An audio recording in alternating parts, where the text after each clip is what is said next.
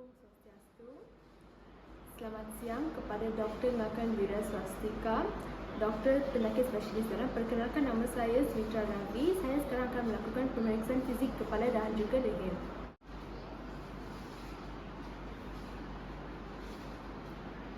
Selamat siang, perkenalkan saya Dr. Smitra Ravi yang berada pada hari ini. Sebelumnya dengan ibu siapa? Dasha, Dan tanggal lahirnya?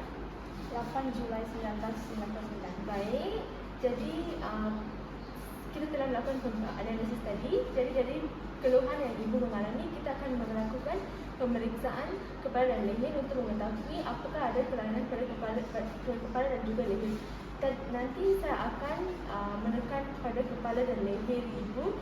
Jadi jika ibu berasa kurang nyaman, tolong bilang ya. Dan pemeriksaan ini akan mengambil waktu sekitar 10 hingga 15 minit. Apakah ibu sudah bersedia? Ya. Bersedia ya? Ya. Baik, jadi sekarang saya akan melakukan cuci tangan prosedural dan juga menyiapkan alat dan peralatan untuk pemeriksaannya.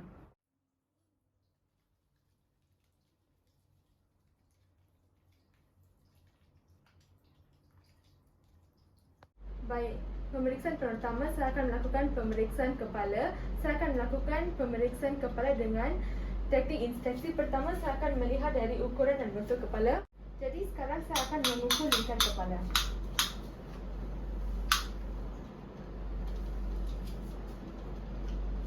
Selanjutnya saya akan melakukan palpasi pada kepala pasien, di mana untuk menentukan apakah ada atau tidaknya deformitas pada kepala pasien, nyeri tekan maupun benjolan. Pemeriksaan fizik rambut, di mana saya akan melihat warna rambut, persebaran rambut, apakah rambut mudah dicabut atau tidak, dan melihat adanya ketumbe maupun alopecia. Baik, selanjutnya saya akan melakukan pemeriksaan fizik mata. Bapak bisa melihat ke atas. Saya akan meletakkan kedua ibu jari saya untuk menarik kelopak mata bawah, dan saya akan melakukan inspeksi apakah ada nodul pembekakan konjungtiva palpebral serta pula palpability dari sklera. Selanjutnya saya akan melakukan inspeksi konjungtiva bulba. Saya akan melakukan ibu jari saya dan telunjuk saya untuk melihat bagaimana konjungtiva bulba. Selanjutnya saya akan melakukan pemeriksaan fizik wajah, di mana saya meminta pasien untuk membuka masker dulu. Maskernya. Lalu saya akan memperhatikan ekspresi, bentuk, kesimetrisan wajah, lalu apakah ada gerakan involunteer, bengkak ataupun benjolan. Selanjutnya saya akan menilai bagaimana kulit wajah pasien. Saya akan memperhatikan warna dari wajah pasien dan apakah ada kelainan kulit pada wajah pasien. Baik, ibu bisa buka maskernya lagi. Ibu, seterusnya saya akan melakukan pemeriksaan telinga, di mana saya akan tarik telinga pasien, lalu dengan penlight saya akan melihat bagaimana membran timpani pasien dan tulang mastoidnya, dan saya akan melakukan penekanan pada bahagian tragus pasien. Saya akan melakukannya pada sisi kiri pasien.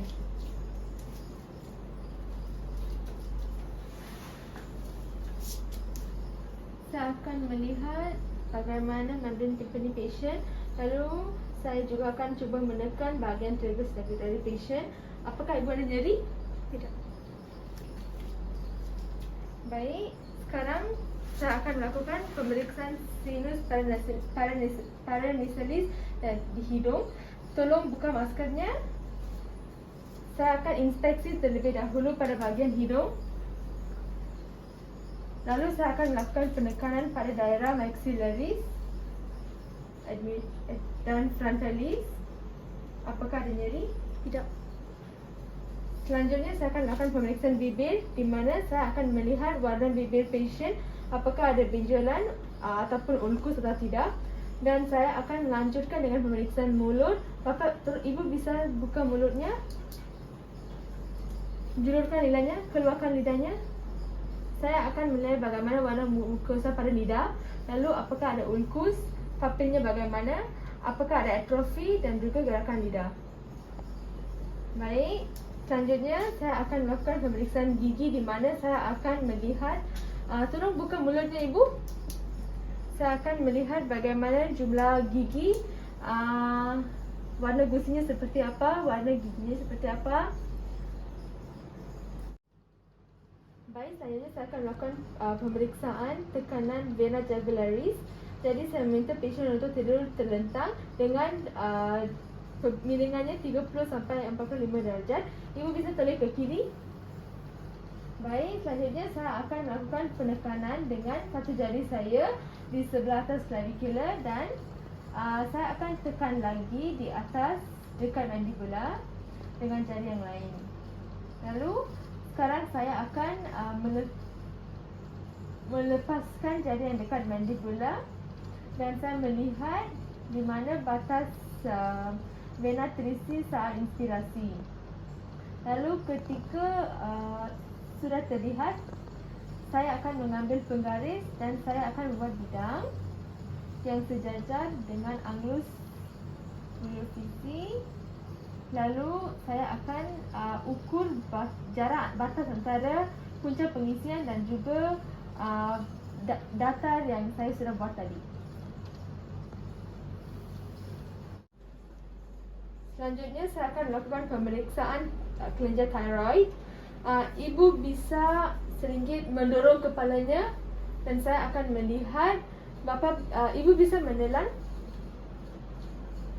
Saya akan mengidentifikasi apakah kelenjar tiroid kanan dan kiri simetris ataupun apakah ada pembengkakan, pembesaran dan juga ada tanda peradangan. Selanjutnya saya akan melakukan palpasi pada kelenjar tiroid patient dengan cara berdiri di belakang patient. Sekarang saya akan palpasi kelenjar tiroid patient.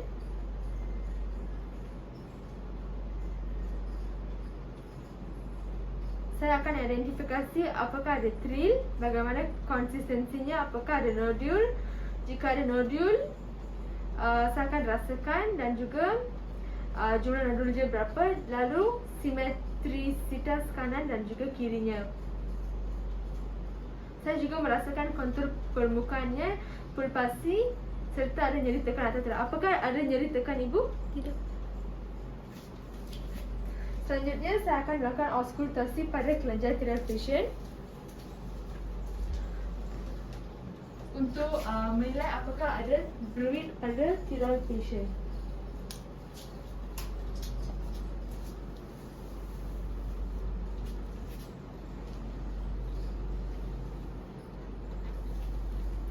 Selanjutnya saya akan melakukan pemeriksaan kelenjar getah bening, di mana pada saat ini saya akan melakukan inspeksi dari depan, lalu saya akan melihat apakah ada pembesaran kelenjar getah bening yang dapat terlihat, dan saya akan melakukan palpasi dari belakang patient.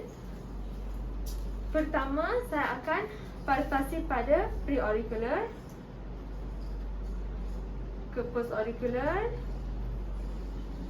occipital, tonsillar, ke submandibular, submental, cervical superficial, cervical posterior dan juga supraclavicular.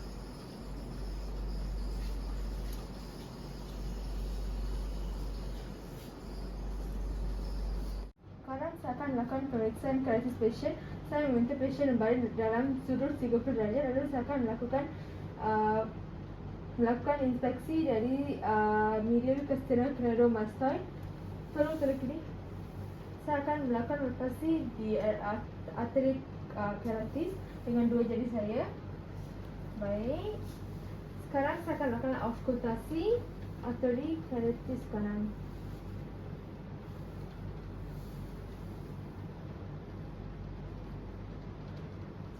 Sekarang sama pada arteri karitis kiri, ibu bisa toleh ke kanan.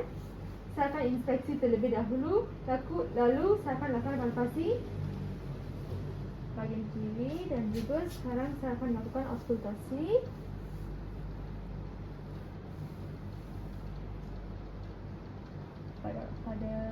arteritis kiri.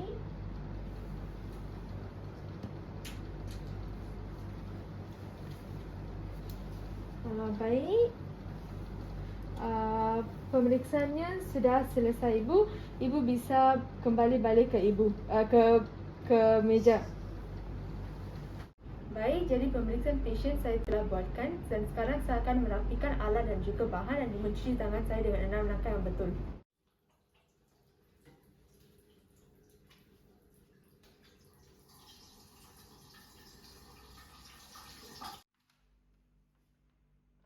Baik ibu, jadi dari hasil pemeriksaan fizik kepala dan leher tidak didapatkan ada kelainan pada bahagian kepala maupun leher ibu.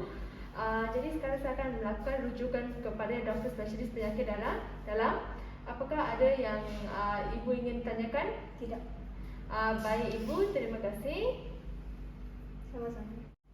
Sekian pemeriksaan fizik kepala dan leher yang saya lakukan. Terima kasih.